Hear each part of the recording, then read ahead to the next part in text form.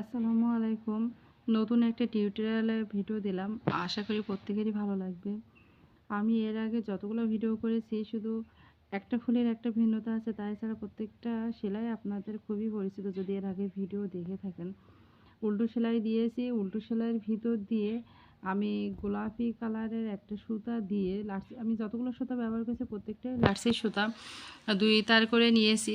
তো লাটসির সুতা দিয়ে উল্টো সেলাইয়ের ভিতর দিয়ে একবার এপাশে আর একবার ওপাশে শুধু এরকমভাবে টান দিবেন, উল্টিয়ে উল্টিয়ে না, ওই ফাঁক দিয়ে যাবেন ডান এবং বাম পাশে 2 ধার দিয়েই উঠাবেন, তাহলে ডোরা ডোরা মতন হবে, অনেক সুন্দর দেখাবে। তো যেহেতু এখানে জলপাই কালারের সঙ্গে গোলাপি দিয়েছি, আমার ফোনের লাইটের কারণে অত ভালো বোঝা যাচ্ছে না, কিন্তু বাস্তবে কালার ম্যাচিংটা বেশ অনেক সুন্দরই হবে, আপনারা ট্রাই করে দেখতে পারেন।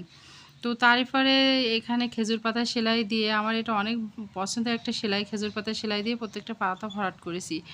তো তারপর যেটা আছে, আমি এই পাপড়িগুলো একদমই ভিন্ন ধরনের করেছি। আপনারা প্রথমে একটা সুতো উঠিয়ে সেই সুতোর ভিতর দিয়ে সেলাই ছোট্টটা সেলাইয়ের ফোড় তুলে সেই ফোড়ের ভিতর দিয়ে সুতো উঠাবেন। লাস্টে যখন শেষ হবে তখন মাথায় এরকমভাবে একটা গিঁট দিয়ে নেবেন, না হলে কিন্তু খুলে যাবে। গিট দেওয়া হয়ে গেলে ওই নিচের দিকে আবার আপনি সুন্দর করে ওইটা সেলাই করে দিলে আর ওইটা ছুটে যাওয়ার কোনো আশঙ্কা থাকবে না।